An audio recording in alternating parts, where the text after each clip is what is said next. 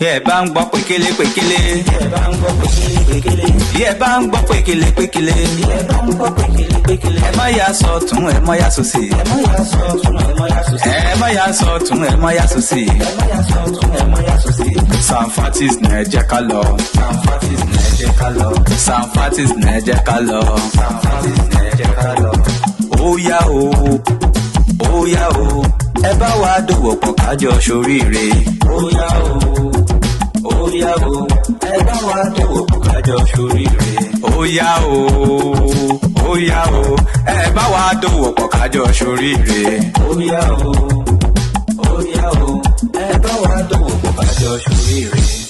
ní Sanfatis FM ọmọ alájẹ ni wá gbogbo ìran káràkátà tó ń ṣòwò gbogbo fílílẹ̀ yìí tà ní tàbílẹ̀ oúnjẹ aṣọ tàbí ìwé ewébẹ̀ ẹran kódà bó jẹ́ pọ̀nmọ́ kàn sí wa ní Sanfatis FM lónìí lágbóhùn tẹ́ǹtà fàyè gbọ́ ẹ̀kúnrẹ́rẹ́ àlàyé síwájú sí i ẹ pè tàbí kẹ́ WhatsApp +447 946 212 160 Sanfatis FM òkè láyé tí wá.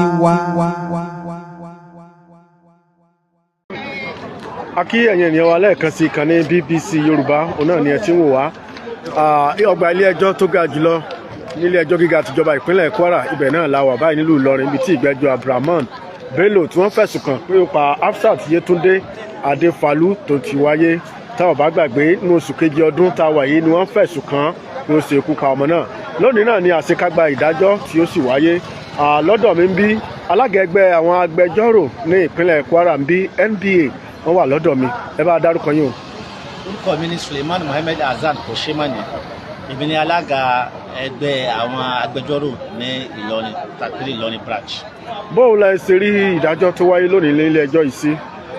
àkọ́kọ́ fẹ́ gbóríyìn fún ilé ẹjọ́ pẹ̀lú ìdájọ́ tí wọ́n ṣe ní èní gẹ́gẹ́ bí agbẹjọ́rò ní ẹgbẹ́ agbẹjọ́rò ní Ìlọrin.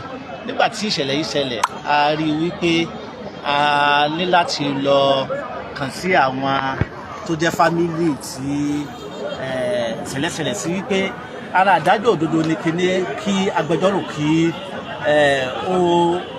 ó dúró fún ẹni tí wọ́n fẹ̀sùn kàn látàrí pé kálíbà rí ìdájọ́ òdodo àní kankan yẹn náà sì ló ṣẹlẹ̀ ní òní ẹ̀rí pé ní àwọn bíi mẹ́rin àbí márùn-ún tí ilé ẹjọ́ kó wá tí àwọn ọlọ́pàá kó wá sí ilé ẹjọ́ ní láti wá fi ẹ̀sùn kàn lórí ikú Hafsat gbogbo àwọn tí wọ́n kó wá sí ilé ẹjọ́ lẹ́yìn ìgbà tí wọ́n ṣe atótóni láàrin bí oṣù mẹ́jọ mẹ́sàn-án sí ẹ̀yìn á rí i pé àwọn tí ò mọ́wọ́ tí ò mẹsẹ̀ nínú ètò yìí ilé ẹjọ́ sọ yìí pé ní kí wọ́n máa lọ ní ayọ̀ àti àlàáfíà tó fi hàn yìí pé ní ìdájọ́ òdodo sì wà ilé ẹjọ́ sì ṣe tó yẹ kí ó ṣe gẹ́gẹ́ bí ilé ẹjọ́ amẹ́nìkan ṣoṣo tá a rí i pé ní ó mọ́wọ́ níbi ikú yìí tó ikú ọmọ yìí tó ṣe kú pa ilé ẹjọ́ sọ yìí pé ní ẹ̀tọ́ tó yẹ fún lábẹ́ òfin wọn ni kó lọ fìyà jẹ tó fi hàn yìí pé ní ìdájọ́ òdodo sì wà lórílẹ̀‐èdè tí ó sì ní dìlé rárá so agbóríyìn fún ilé ẹjọ́ ìpínlẹ̀ Kwara pàápàá jùlọ adájọ́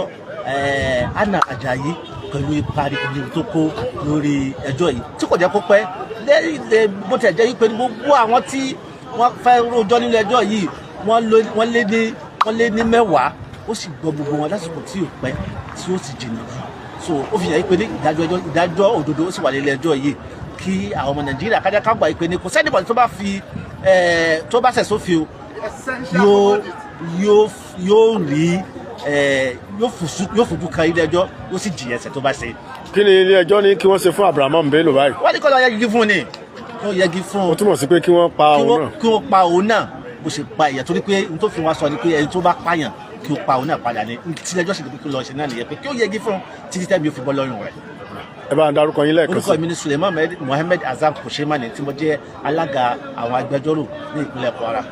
ẹ̀sìn tó wáyé yẹn wá bí ó ti rí lọ́gbà ilé ẹjọ́ gíga ti ìpínlẹ̀ Kwara ní Ìlọrin lónìí rèé o bí wọ́n ti dájọ́ pé kí wọ́n lọ yẹgi fún Abdurahman Bello lórí ẹ̀sùn ìṣekú pa Hafsat Yetunde Adéfalú èyí tí ó ṣẹlẹ̀ lónìí lọ́gbà ilé ẹjọ́ nínú oṣù kejì ọdún táwa yìí náà ni ìṣẹ̀lẹ̀ náà ṣẹ̀ tí wọ́n fi ẹ̀sùn kan Abdurahman Bello tí ìdájọ́ náà sì wá sópin lónìí ẹ ṣeun bí ẹ ṣe ń darapọ̀ mọ́ wa láti mọ̀ wo ìkànnì BBC Yorùbá.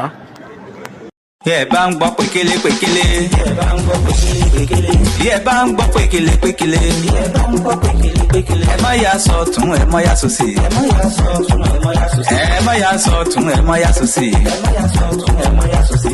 Sanfatis ní ẹ jẹ́ ká lọ. Sanfatis ní ẹ jẹ́ ká lọ. Sanfatis ní ẹ jẹ́ ká lọ. Sanfatis ní ẹ jẹ́ ká lọ. Ó yá o, ó yá o, ẹ bá wa dòwò pọ̀ kájọ ṣoríire. Ó yá o, ó yá o, ẹ bá wa dòwò pọ̀ kájọ ṣoríire. Ó yá o, ó yá o, ẹ bá wa dòwò pọ̀ kájọ ṣoríire.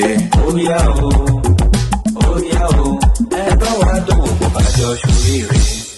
ní Sanfatis FM ọmọ alájẹ ni wá gbogbo ìran káràkátà tó ń ṣòwò gbogbo fílílẹ̀ yìí tà ní tàbílẹ̀ oúnjẹ aṣọ tàbí ìwé ewébẹ̀ ẹran kódà bó jẹ́ pọ̀nmọ́ kàn sí wa ní Sanfatis FM lónìí lágbóhùn tẹ́ǹtà fàyè gbọ́ ẹ̀kúnrẹ́rẹ́ àlàyé síwájú sí i ẹ pè tàbí kẹ́ WhatsApp +447 946 212 160 Sanfatis FM òkè láyé tí wá.